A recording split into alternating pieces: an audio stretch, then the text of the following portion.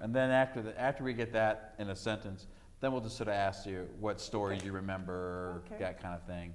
Yeah, So- I think it takes 7 or 8 minutes. I think I read it. Well, you ready?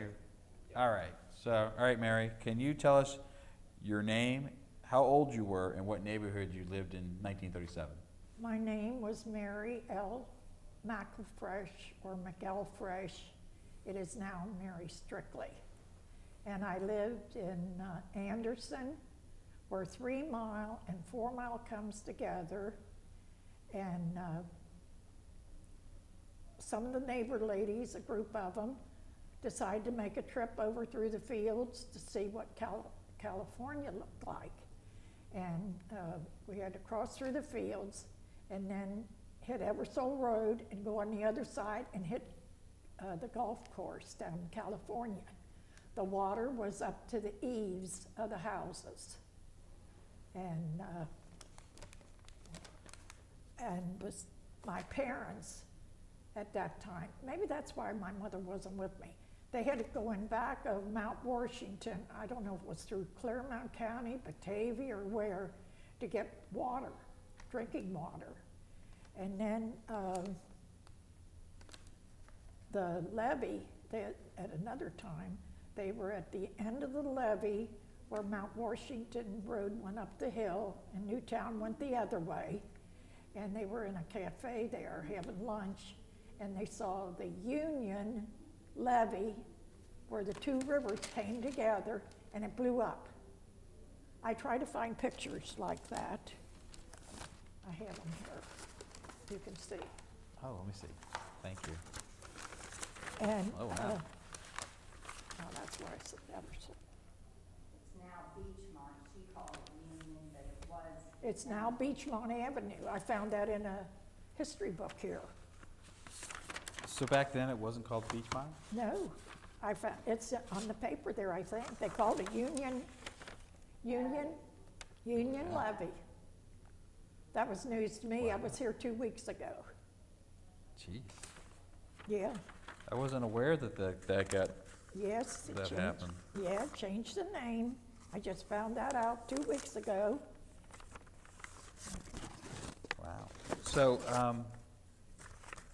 you didn't go to school during the flood, did you? No, So what I were went you? to Anderson Township School, 12 and a half. I was probably in the 5th grade then. So what did you do? You just stay home? Yeah, yeah. Did you listen to the radio? Oh, yes.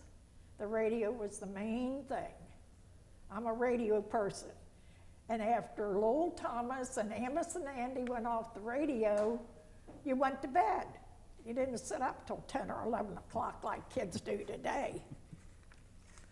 And since the flood, all of Mount Washington, this include the city of Mount Washington, did not have any running water. And in 1938, they decided to build the tower. Oh, really? Yes, that's in my papers there too.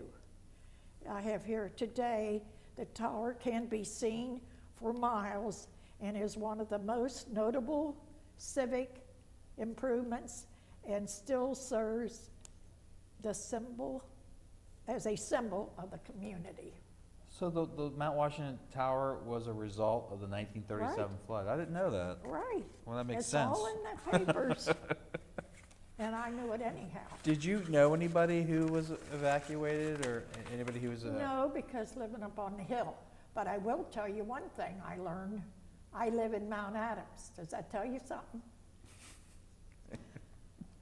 I moved to Mount Adams. I lived downtown. Oh, I forgot this part. After, I think in 1938, my mother and father lost everything. It was like a recession like right now. And my father was a machinist. And so he didn't have no work. And he couldn't pay the bills. So we ended up downtown. And that's how come I went to Woodward High School. Oh, what neighborhood did you live in downtown? I lived at 5th and Pike Street, across from the Pew Building. Oh. So when my mother saw this ad in the paper for houses for sale in 1949 for $5,950 $400 down. I had a couple of months to get the money together. In the meantime, I was married and had 4 children. And so I started out with $156, and I live in a row house, which is about 20 times, worth about 20 times that today. Right. Well, when you think of the 1937 flood, what do you usually remember or think of, or do you have any thoughts about the 37 flood, reflecting back on it, like as part of Cincinnati history? Yes, yes. Oh, I forgot to tell you, there was several water markers, and one used to be where the baseball steps goes up the hill at the old Fanger and Remke, I don't know, something like that, shoe company. And when they built this baseball stadium, I went by there. We shop in Newport, and I went by there just a couple of days ago, and I don't see no marker down there. And St. Rose Church has got a marker, and I don't know if it was you or somebody. No, it was Doug. Doug told me there's one down at Union Terminal. Mm-hmm. So those are some of the things that I can remember. We have several. Great. We have several photographs that we've scanned of that Fanger and Ramsey. Have you? Yeah, the shoe company. Well, see, at that time, I was born on what they call Front Street. You know where the boathouse is? Yes. I was born about 2 or 3 blocks down from there. That's why I put in my resume I lived in East End. Carl Solway lives out there now, probably in one of them new apartments. He had a big article in the paper Oh, yeah. this week. I saw that. It was the same day as our article. Yeah, of the flood. yeah. Well, I don't really have any more questions. I mean, is there anything we left out? Anything else you wanted to tell Well, no, us? I think that I had the markers is what I remember. Yeah. And of course, I couldn't get to East End living up there on the hill. But I did learn a good lesson. Don't ever live where the water is or the river. Higher grounds where it's Higher at. ground. And I always did say, like over in Dayton and Bellevue, they should never allow any houses to be built. I did learn that lesson as a child. Yeah. And I guess we had a hard time getting food then too. Oh, yeah. Where'd you get food from? Well, my mother stored food in the basement, like in the fall. She would buy like cartons of corn, string beans, tomatoes, and she also canned.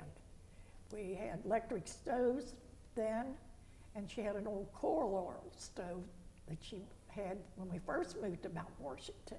There was no gas or really electric stoves. They were just coming out around the 1930s. Wow. Well, thanks so much for coming down and telling us some of this stuff. So we got it on tape finally.